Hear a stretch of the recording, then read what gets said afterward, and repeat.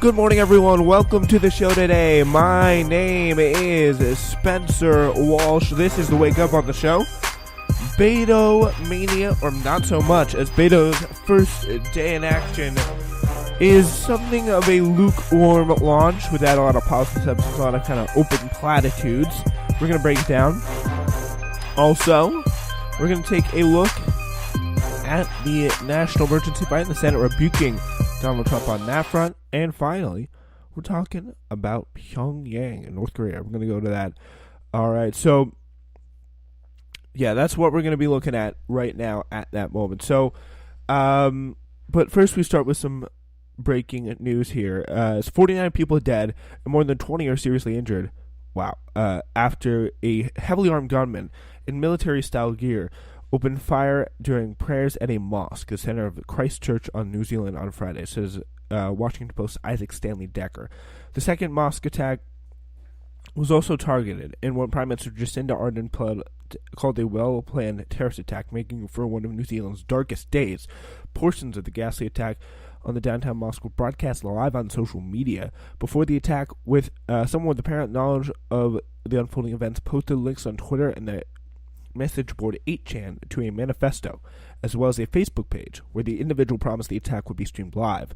The Twitter post included images of weapons and ammunition, as well as the names of the perpetrators of past mass casualty shootings. So yeah, this certainly seems like it was some sort of an anti-Islamic attack, and it's very sad to see that this was perpetrated in this way. All right, so yeah, now we turn to our first story of the day. First big story of the day. Beto O'Rourke, he's in Iowa right now, and he's trying to play nice with people. Atop a table, perched on a chair, talking with his hands. It was hard to miss the freshly announced presidential candidate Beto O'Rourke yesterday among media coverage as he talked about head-to-head to house parties, halls, and diners in Iowa. He's always pictured surrounded by throngs of voters and all that stuff.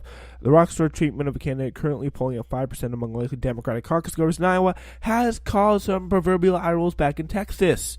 There's some resentment simmering among Democrats that there is a former congressman who catapulted to a national prominence during his failed 2018 Senate bid during against Republican Senator Ted Cruz, and a perception that he failed to use his newfound star power to buoy candidates running in the state. So yeah, it does kind of suck that he did that, and we'll get in a moment. But I thought personally, I mean, if you look at some of his launch, I mean, I don't see how you can get very excited by really anything he said, because it just seemed to be so. You really could sense they hadn't loaded the chip. They hadn't put the chip in with the flash drive yet. It's informing everyone what the policy positions of Beto for his 2020 campaign. So it just seems to be like he's not quite there yet, which is, it's really kind of sad. Yeah, and Bernie Sanders said it's a free country, anyone could run. Beto Trump apparently mocked his hand movements, and yeah, he says, and the only thing really he seemed to be strong at is there's no crisis at the border, but that is the that seems to be the situation here. But I don't know. It just seems to be very disturbing. It seems to be very kind of lukewarm response from a lot of Democrats, especially on the left. And I really don't know how he's going to distinguish himself from someone like Kamala Harris, who I feel like they relatively have the same policy positions. They're not really too willing to get on board for Medicare for all. But I think really what puts Beto at some sort of an advantage, or really kind of some kind of an advantage here, is because he has what no one else has. I think it's just the kind of charisma.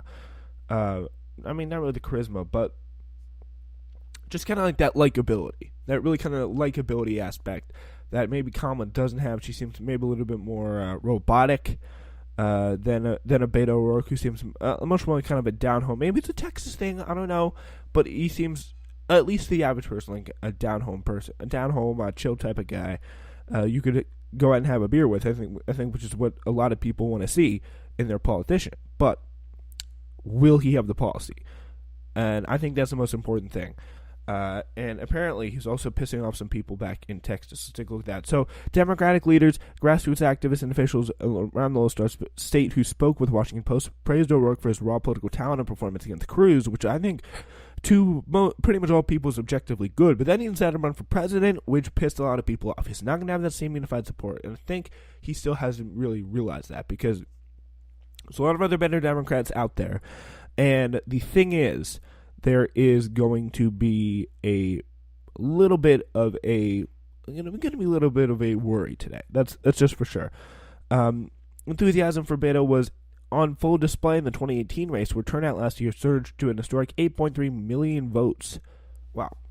Republicans managed to maintain their majority in the Texas legislature, but Democrats picked up 12 seats in the Texas House and 2 seats in the Texas Senate, along with 2 Democratic newcomers to Congress, Lizzie Pennell Fletcher and Colin Allred, who beat Republican incumbents. With the announcement that O'Rourke would be campaigning this week for a Iowa State Senate candidate as part of a 3-day swing through the state, left some in Texas puzzled. There's a special election in Texas today, Beto O'Rourke was reminded by Trish Florence, a volunteer for the Indivisible Political Action Committee. Wish you pitched in for Ray Lopez for Texas, she said on Twitter. She was responding to Eric Giddens' tweet that O'Rourke would be joining him on the campaign trail. Reached on the phone Thursday, Florence said that she really, really likes Beto, but she would really like him to work with other candidates. We didn't see much of it last year. I don't want to be critical of him because he's such an amazing person. The only way I can say is that he just has to play nice with others. The move even left some Republicans talking, but I don't really care what they have to say, so we won't even talk about that. But the race that really vexed Democrats is O'Rourke refused to endorse Gina Ortiz-Jones, who is an Air Force intelligence officer and an LGBTQ candidate who ran in Texas's 23rd congressional district against Republican Will Hurd. O'Rourke said it a bipartisan friendship with Hurd, as the two once live-streamed a bipartisan road trip from Texas to Washington after getting stranded in a snowstorm. So, yeah, that's kind of with their bonding moment, and for some reason, there was no need to really come out and campaign after that, because, yeah, that was the quite rough. Beto was told by numerous Democratic activists and leaders in the state at the time that they were really frustrated he did not endorse and campaign for her. So that was a little ridiculous. Like, right on the backyard, Texas 23 congressional district, Jones lost by 926 votes in November to Will Hurd. You think in a year where Beto O'Rourke was lifting everyone up and down the ballot with his candidacy, you think Gina Ortiz-Jones wouldn't have won if he put in like 2 or 3 stops at the campaign trail? I heavily doubt it. And Gina Ortiz-Jones, sensibly probably took a shot at her on Twitter. So, okay. On the Hill, House Speaker Nancy Pelosi notably couldn't name an accomplishment from O'Rourke's time in Washington when asked after his presidential announcement, saying, quote, asked if she thought he had a strong enough a foundation for experience in the House to be president. And you asked me that when we've had a president of the United States who never please, the answer is yes. But unfortunately, O'Rourke's website does not feature any policy positions, nor did his team reply to Washington Post requests for key policy priorities. So we don't know. All we need to know is we need to bring this country together to unite and be together and unite. Yeah. So that seems to be about it. So that's the chip hasn't been loaded in yet for Beto O'Rourke. All right. A dozen Republican senators voted yesterday in support of the resolution to terminate Trump's national emergency vote on the border. Trump's sustained pressure campaign wasn't enough to stave off an embarrassing blow in the first veto of his presidency. So what is he going to need to do? 12 Republicans all joined the Democrats in voting for the resolution. Republican yes votes were Alexander, Blunt, Collins, Lee, Moran, Murkowski, Paul, Portman, Romney, Rubio, Toomey, and Wicker. In numerous calls with Republican senators, the president spoke of the battle exclusively on personal terms, telling them that they would be voting against him while brushing aside constitutional concerns over his attempt to reroute billions of federal dollars to a border wall.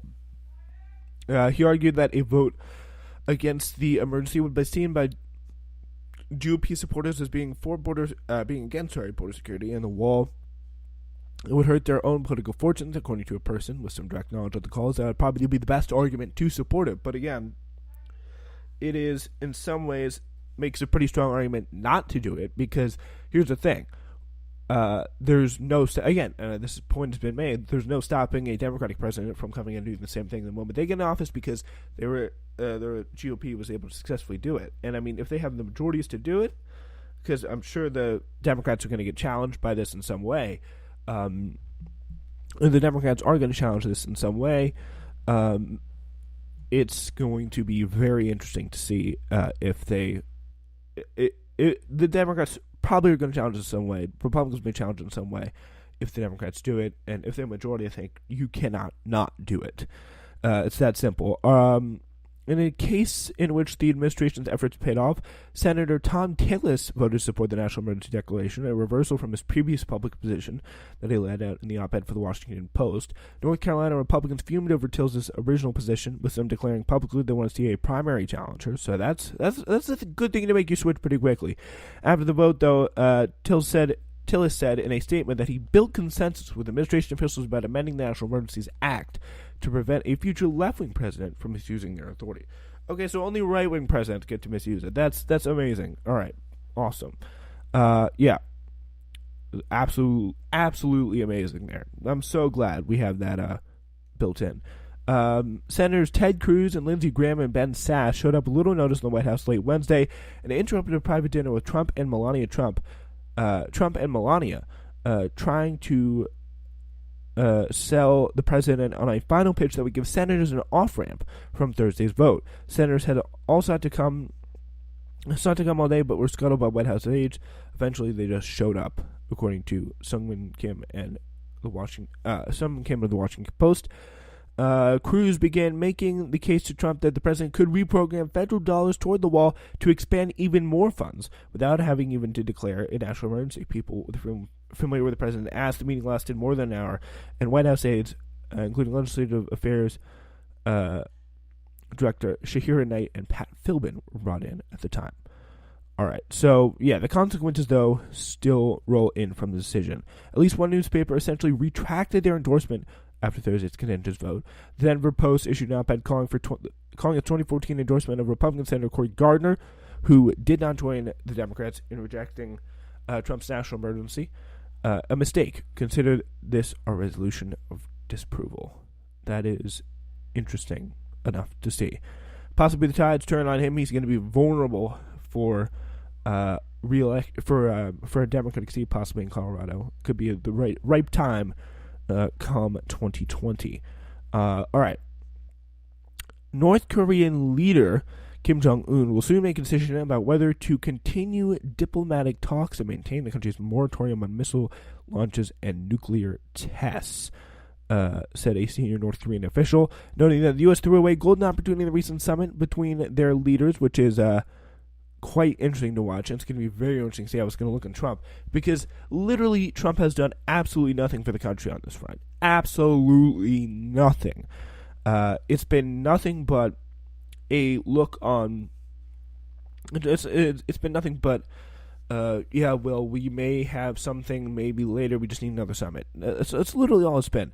Vice President Minister Cho Son-hui addressed a urgent meeting of Friday of diplomats and foreign media in Pyongyang.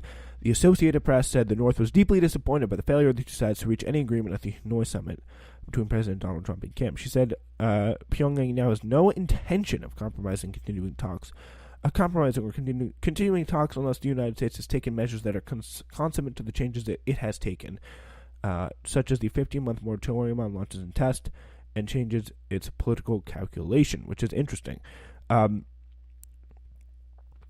that's going to be something. That's a strong. I put that under the watch this space category, because if they start that up, that could really shake things up on the global scale. All right, and Trump would really kind of have to start from scratch. It would not look good for him, and it will be a little bit scary for the country to add on top of that.